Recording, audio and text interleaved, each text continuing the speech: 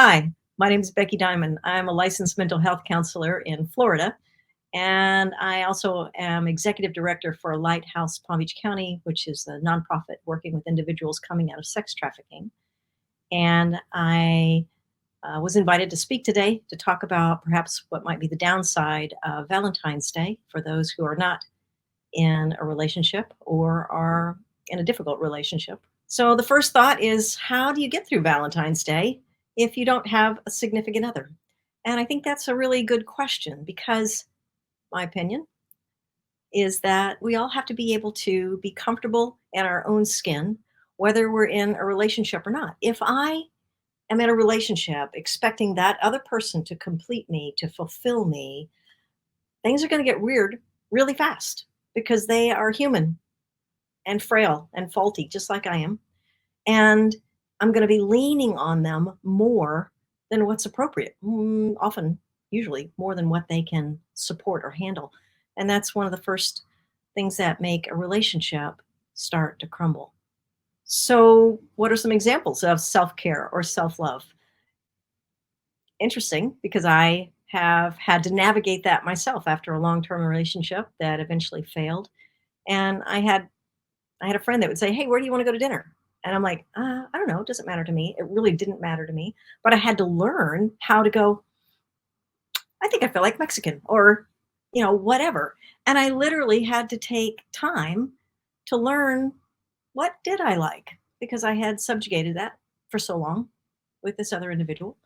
And so learning how to take care of yourself is learning to pay attention to yourself. And very often we're not very good at that. Very often we're like the last one on the list if we even make the list. So, as I mentioned earlier, uh, that we all have to have the ability to be comfortable in our own skin with or without a relationship. That comes down to self worth. How do I value or estimate my self worth? And there's a lot to that.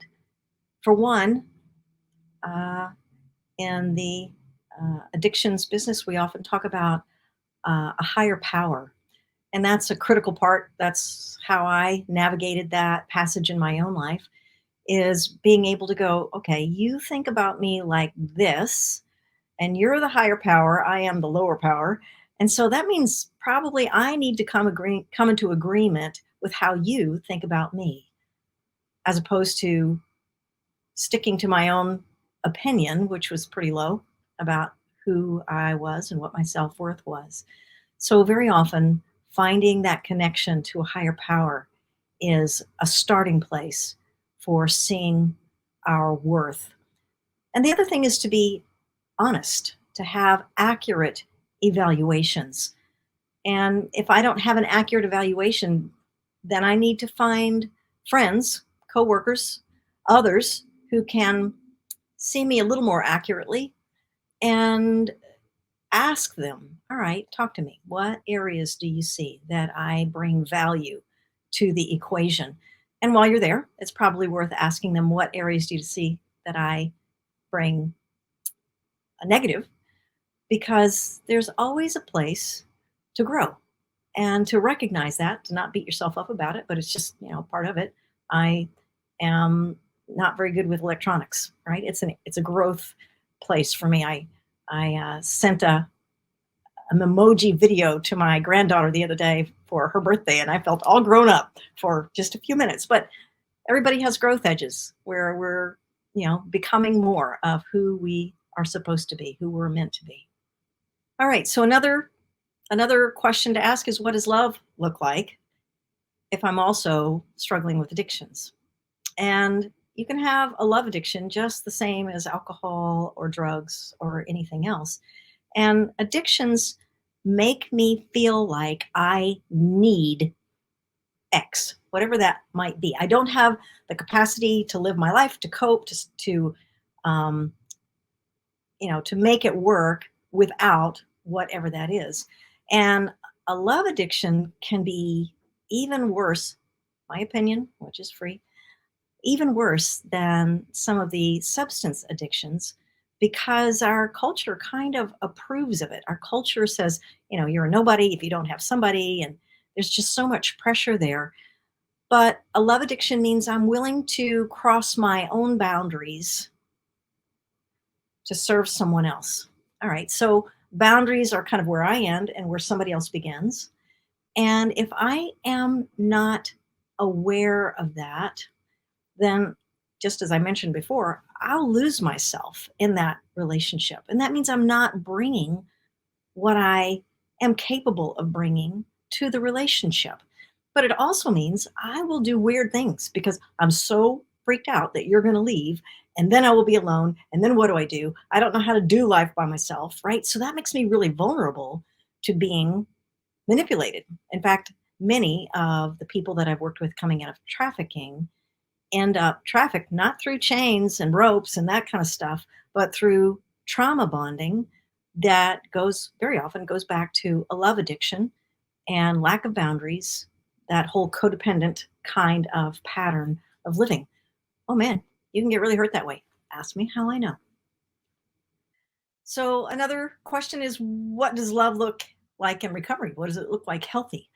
And I think the bottom line is being in a place where you can respect your own boundaries and you can value yourself. There's different patterns in relationships. Um, there's a I matter and you don't, which gets messy. And then there's you matter and I don't, which also is messy. And then there's you don't matter and neither do I, and that gets pretty much ugly. But what we all want is you matter and I do too. Your perspectives, your values, your objectives are important, but so are mine. And so if yours are trampling on mine, that's not good. If mine are trampling on yours, that's not good either. We have to find a way to value each other in a healthy way. Codependency doesn't do that. Codependency typically is you matter, I don't. And so this person is like absorbing all kinds of consequences for this person that if they had to absorb them themselves, they might learn something, right? The pain of the consequences of their poor choices is meant to educate us, really, right? I used to be uh, a speeder until I got a ticket that was almost $600. The pain of writing that check reformed my attitude about speeding on the road. And so, in a healthy relationship, love in recovery is where I can honor myself and I can honor you, and I can walk away from a relationship that's not honoring to me. I can choose to walk away, or hopefully this other person will walk away if I am being um, unhealthy in my requests and in even demands. So that's what love looks like. I value myself and I value you as well.